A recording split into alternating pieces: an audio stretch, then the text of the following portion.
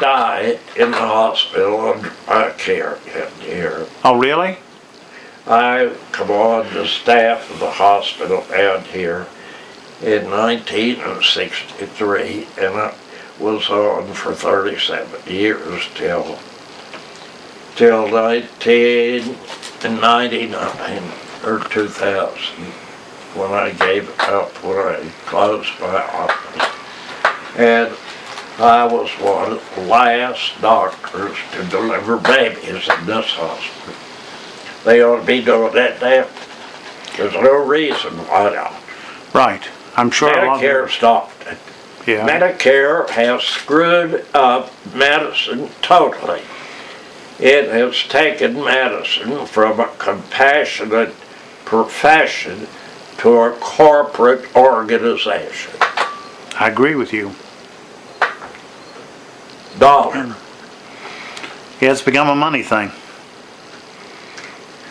I entered medical school at Morgantown in 1938. I went to Kirksville in 1940 as a teacher. I had no money. I went a year. I got a Master of Science degree in microscopic anatomy. When I went back to enroll for the second year, we can't enroll kids. You can't teach, and you have to be a full-time student. And before I argued and went readings, finally the dean told me, we're not approved. We're on probation. The accrediting body has laid the law down. We can't take part-time students. When I got the master's degree, the graduate department assigned me to teach one class of freshman biology. They had 4, and they thought the enrollment was going to be negative, that they were going to have 5. And since I'd been a teacher, they had one other graduate student, but Dr. Reese said, we want you because you have taught school.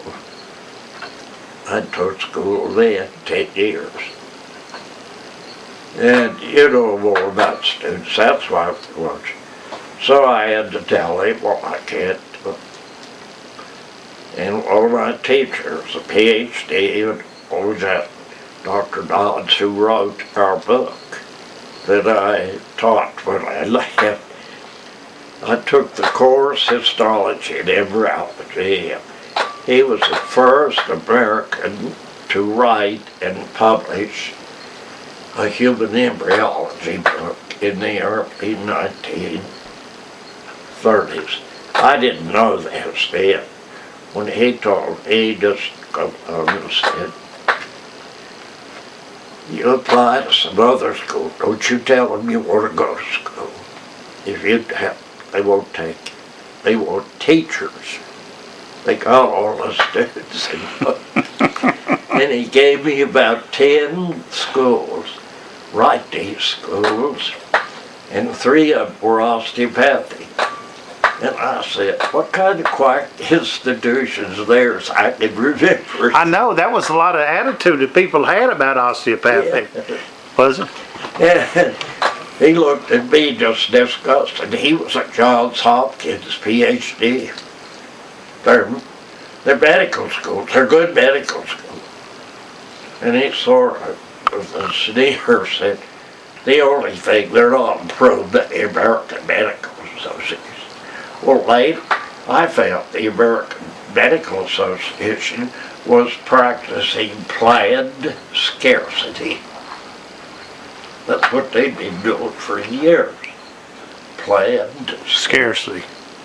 And that's what brought this influx of foreign doctors when the war started. We didn't have enough for the service, let alone for the people.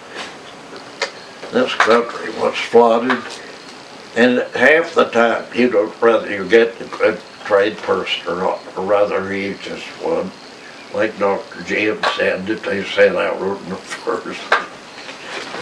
strip like he'd laugh about that and tell me,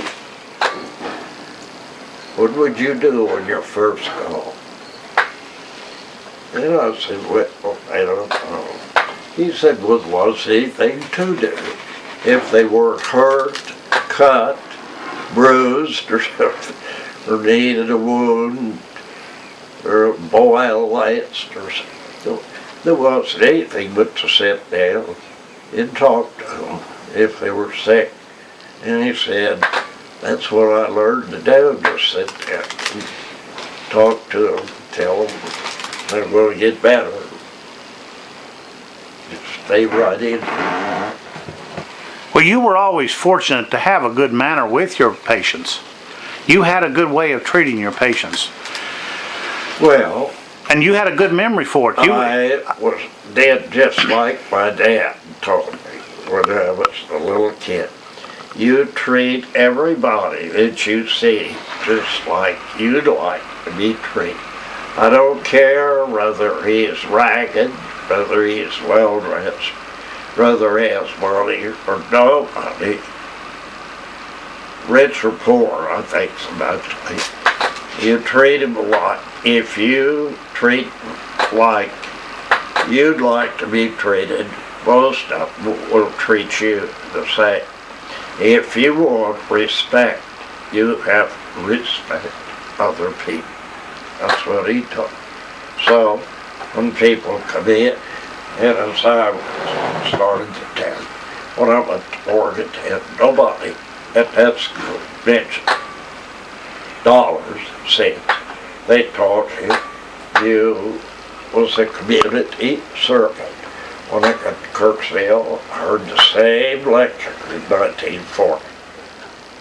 I went there to teach, and they only hired me for one semester. Their professor was taking us, and at the end of the semester, he retired. He was a professor there at a Northeast Missouri State College. It was teachers' college like Concord. It's Truman University now. It's the nearest to Truman, so. Well, I find it amazing that you taught school out on Beaver Creek. Yes, no, One room. Cummings Creek. Cummings. Oh, yes. And I walked. Yes. From Mrs. Sheets' house. That's where Mrs. Sheets let us have 2 rooms there, and her daughter was a nurse. And I think they only charged maybe a couple of dollars a month for the rooms, because her daughter, who was a nurse in Beckley, wanted someone to stay with Mrs. Sheets. She was home. And my wife, we had our only child. He was a baby. And he grew up just through his babyhood here out there. And I walked. And my wife kept Mrs. Sheets going in. Mrs. Sheets was good for her too. Highland Wood is what I remember. He's younger than you. What? He is younger than you. He's Yeah. about 90, probably 94, 95. Yes, he was younger than me. He was in about the 6th grade or 7th. My first school was Bethel. Yeah. It was right across the road from where Harry Hogg and Shotley lived, and the Methodist preacher. That's where Robert Schrader lived. That was Glenn and the one that was president of First National Bank. Yeah. And Sterl was their son. He was my age. We went to high school together. And I stayed that winter. The term was 6 months. I stayed at Hebner Dilly's. Mrs. Hebner Dilly was icy sharp. She was my dad's first cousin. She was Austin Sharp and George Summers, his sister. And Maynard and Kermit, the doctor, one with the Ford place, were in the 8th grade. They got their 8th grade diploma. Them and one of the Schrader boys. Now that was right across from the church, where the church is now, or was it the church? That was at the bottom of the hill. Okay. You just, if you're going from here, you pass the church, you go to the bottom of the hill, and there's a hollow there. Yeah. It was the church, or the school was right up at the road. And the Thorny Creek School, I walked from Frost there. It was in the hollow, where you come up if you're going into Hill Road and go over to 28. When you come up into 28, if you cross the road, don't go right or left, just cross the road. You would drove right in the front door of the schoolhouse. Do you remember Amos Harold? Who? Amos Harold. Yes. He was a teacher there at Thorny Creek. Is that? He wrote a book about teaching. I ran across it in my history travels. Not sure. Was he Wise Harold's son? I think so, yeah. And two of Wise's sons become college professors. One headed the Department of Chemistry for years at Baylor University. Yeah, there was a smart family there. And there was about 5 girls. They were all pretty girls. And I went, my first year, I went 2 months to one of them. I went to Cove Hill School, but Cove Hill didn't have a teacher, and my dad was